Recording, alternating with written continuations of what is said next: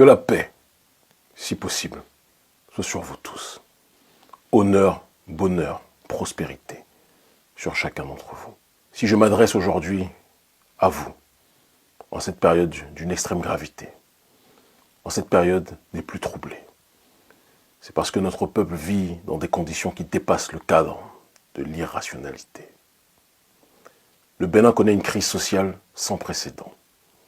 Une crise sociale qui favorise les plus riches, une minorité de la population, pendant que la quasi-totalité du peuple vit dans des conditions qui dépassent l'entendement.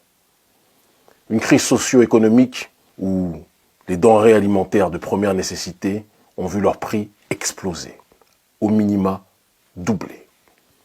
Riz, gari, manioc, huile, les prix explosent. L'essence, le gaz, les prix explosent. Les sojaculteurs qui connaissent une dépression sociale qui dépasse l'entendement connaissent de plus en plus de suicides.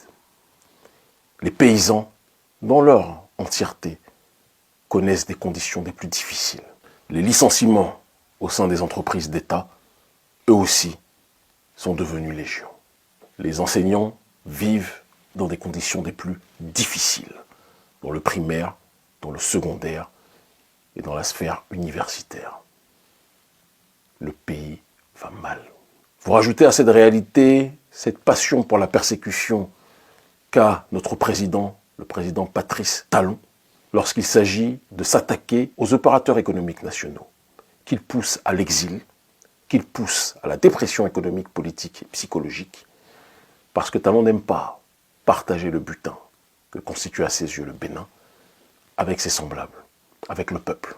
Non, il veut tout s'accaparer, et s'il doit partager avec certains, ça sera toujours avec les opérateurs économiques prédateurs occidentaux. Les entreprises françaises contrôlent massivement l'économie béninoise.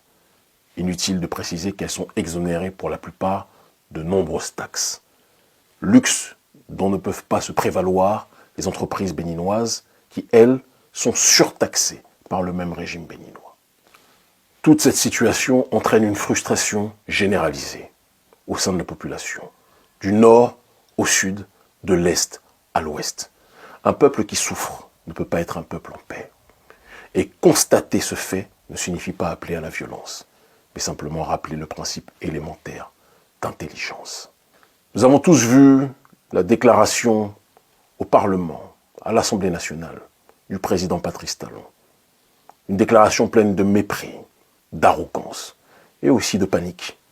Parce qu'un président en fin de mandat qui menace sa population est un président qui se sait en réalité en danger par rapport à son bilan.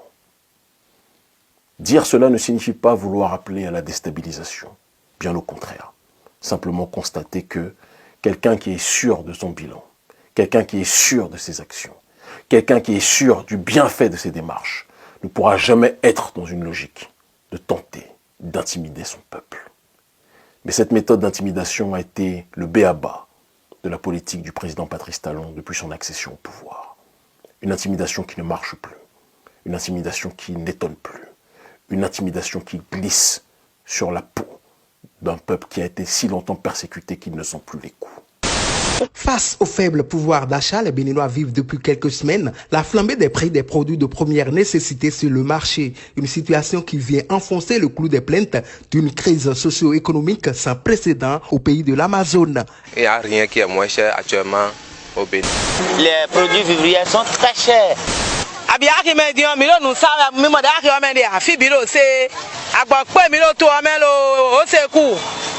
En dehors de cette morosité économique que subissent les administrés du président Patrice Talon, s'ajoute la restriction des libertés d'expression selon certains Béninois qui ont perdu confiance en la justice de leur pays. La justice en réalité, c'est ça notre rempart. Maintenant aujourd'hui on n'a plus confiance. Parce qu'au pays actuellement quand tu parles, on viendra te chercher chez toi. Il y a trop d'arrestations dans le pays même. Nous ne pouvons pas parler de la démocratie au pays. On n'a plus la liberté. Il y a un clan qui s'accapare de nos ressources. Parce que les gens n'ont pas 15 000 francs pour se faire soigner, ils meurent dans nos hôpitaux. Pendant que eux, le petit groupe, que ce soit de l'opposition ou de la mouvance, pour se faire soigner, c'est à l'extérieur. Face à cette atmosphère d'incertitude du lendemain, certains Béninois demeurent favorables à l'avènement d'une troisième voie proche des jeunes au sein de la classe politique béninoise. Nous allons toujours dire qu'on doit suivre la politique actuelle du Bénin. On n'espère pas avoir grand-chose si ce n'est pas une nouvelle tête comme Kémy Séba. Sinon, avec l'opposition actuelle, qui maintenant peut changer la tendance? Monsieur Kémy Séba incarne aujourd'hui la dignité africaine. En Afrique aujourd'hui, nous ne sans savoir, il reste celui-là qui est prêt à donner sa vie pour ses frères. Kémy Séba, c'est un jeune dynamique. Pourquoi ne pas lui donner une chance de diriger un jour notre pays, le Bénin? On en a besoin. Kémy Séba, on s'en a bien encore. On connaît les télé, mais bien pour nous pour. Mato nebe amede do volonté de toler jaouéa, ye maoudia. Et là on voit que. Et c'est pour ces raisons, après des mois et des mois de réflexion, pour ne pas dire des années, j'ai décidé d'accepter vos demandes incessantes visant à me pousser à être candidat à la présidence du Bénin. Mes chers compatriotes, parce que nous nous devons d'être le plus pragmatiques, il est important que l'on se rappelle que notre pays est pris en otage et que les lois de la République du Bénin ont été des plus viciées ces dernières années, de telle sorte que les véritables opposants au président Patrice Talon soient structurellement exclus de la course via le code électoral corrompu que vous connaissez. Et c'est pour cette raison que nous avons dressé 3 options qui nous permettront d'être candidats à la présidence du Bénin. La première option, issue d'un certain nombre d'interactions avec des cadres du Parti des démocrates, sera que ce parti, le parti de l'ancien président Yahi Boni, nous porte candidat à l'élection de 2026. Car c'est le seul parti politique de l'opposition qui a le nombre de parrainages suffisant pour accéder aux élections. Bon nombre d'entre vous, lorsque nous avons évoqué dans de multiples réunions avec vous autres, membres de la jeunesse béninoise, nous ont dit que le président Yahi Boni ne pourra pas accepter. Parce que le président Yahi Boni, à vos yeux, aux yeux de nombre d'entre vous, fait partie de cette ancienne France-Afrique qui peine à vouloir mourir. Je vous ai répondu, et je l'ai dit aussi, dans le cadre de réunions avec des membres du bureau du Parti des démocrates, que je ne voulais pas être incarcéré dans le passé et que je pense profondément que tout le monde peut changer.